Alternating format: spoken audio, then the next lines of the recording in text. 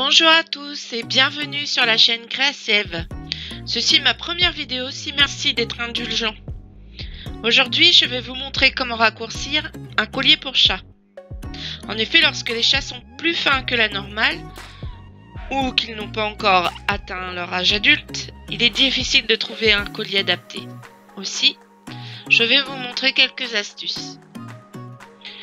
Ici, le collier a besoin de 2 trous supplémentaires pour pouvoir raccourcir le collier. Nous allons donc devoir aussi couper le collier car une grande partie traîne par terre. Il est préférable dans ce cas de couper directement sur un trou pour que la partie restante puisse être cousue. Tout d'abord, nous allons percer les 2 trous nécessaires. Ici, nous avons la pince qui a plusieurs diamètres.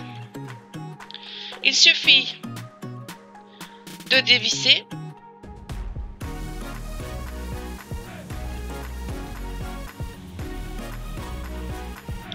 ensuite on pousse la petite butée d'un côté et on tourne pour prendre le diamètre escompté. Ensuite, il nous suffit de la replacer et de revisser. Alors, on a choisi le plus petit diamètre pour effectuer un tout petit trou. Ensuite, il faut tout simplement percer. Donc, on entend un petit clac en général. Là, j'ai fait le son après, donc on n'entendra pas. Voilà, alors on retire l'excédent. Si ça ne fonctionne pas, on remet la pince. Un stylo également. Et ça vous permet d'enlever le petit bout qui reste. On fait de même pour le deuxième trou. Alors là, il faut retirer le petit strass parce qu'il gêne. Alors vous voyez que ce collier a des strass qui sont déjà partis. Donc le collier a été acheté à 5 € à peu près. Et vous voyez la qualité, bof. Hein. Bon, ça dépanne quand même. Hein.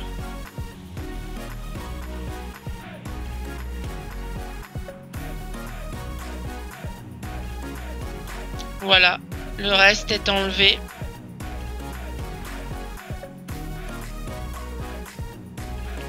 Et à présent, on va pouvoir passer à la découpe du collier pour avoir la longueur escomptée.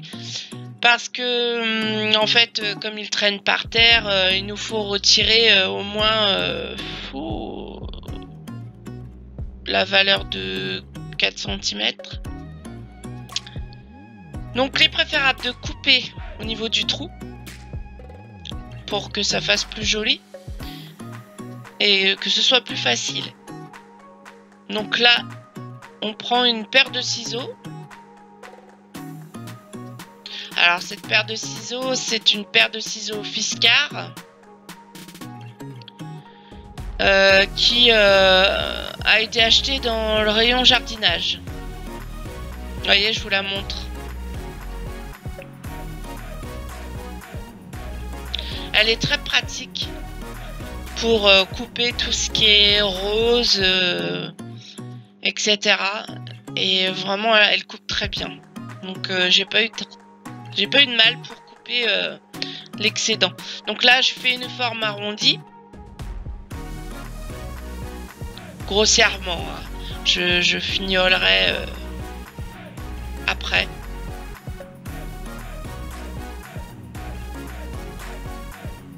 Voilà.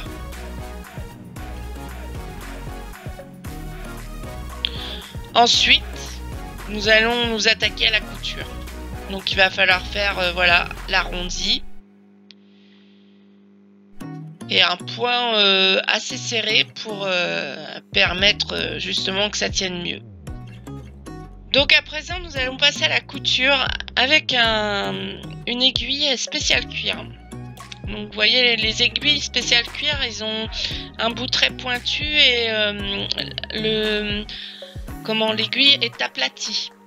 Donc ce qui permet de passer bien une épaisseur de tissu. En l'occurrence, normalement c'est du cuir, mais lorsqu'on utilise du cuir, on utilise une haleine avant pour faire un pré-trou.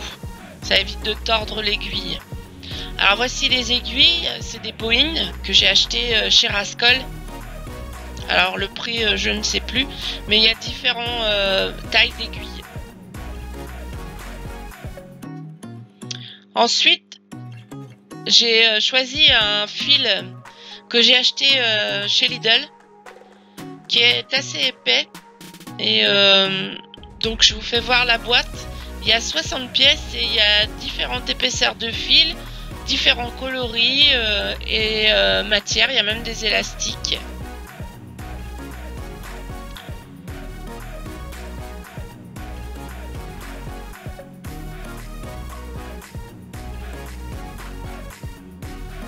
Voilà, maintenant on n'a plus qu'à enfiler l'aiguille, à faire un nœud au bout. Et moi, ce que je fais, c'est que je cache le nœud en fait. J'essaye de mettre le nœud, vous voyez, je passe au milieu entre les deux pour pouvoir cacher le nœud entre les coutures.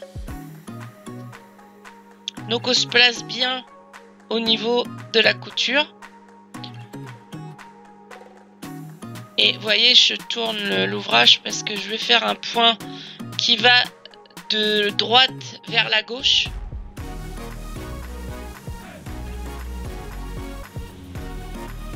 Voilà, je vous fais voir le dessous. Voilà, c'est des petits points pour que ce soit bien serré et bien solide. Donc je repique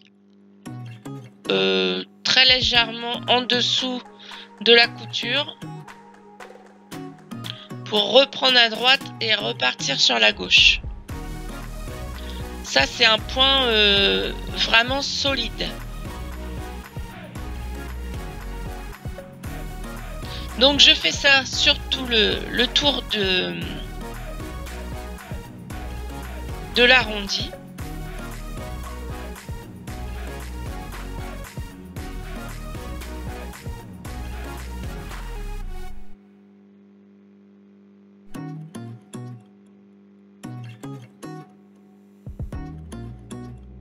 Voilà, c'est pas toujours facile avec l'épaisseur. Mais imaginez si c'était du cuir. Je pense que la laine, elle serait vraiment au top. Donc voilà l'arrondi effectué. Et hors caméra, en fait, je me suis servi de la paire de ciseaux pour faire un arrondi plus joli. Donc vous voyez, c'est beaucoup plus propre.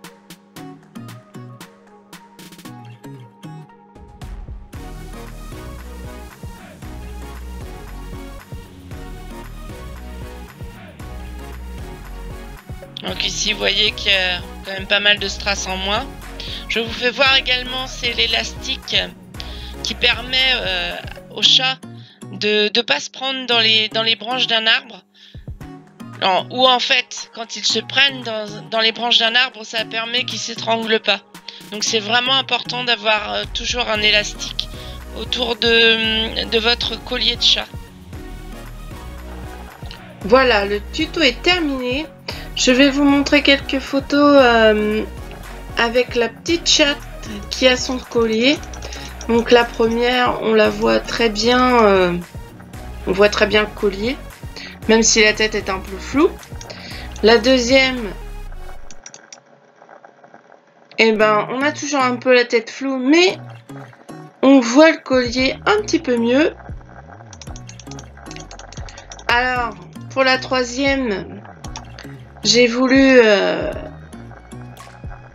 la pâter un peu, donc je lui ai donné des croquettes, mais on voit que sur la quatrième, elle me mange carrément les doigts, tellement ça devait être bon pour elle. Alors, j'espère que ce petit tuto vous a plu, même si peut-être que certains pensent que c'est un tuto très simple. Peut-être qu'il sera utile pour certaines autres personnes. Avant tout, je tiens à vous dire que je ne suis pas une professionnelle, mais que je connais diverses choses de par mon vécu. Alors, sur cette chaîne, je vous montrerai des dessins, de la peinture, du bricolage, de la couture, du cartonnage et bien d'autres loisirs créatifs. Aussi, si ça vous intéresse, abonnez-vous à ma chaîne.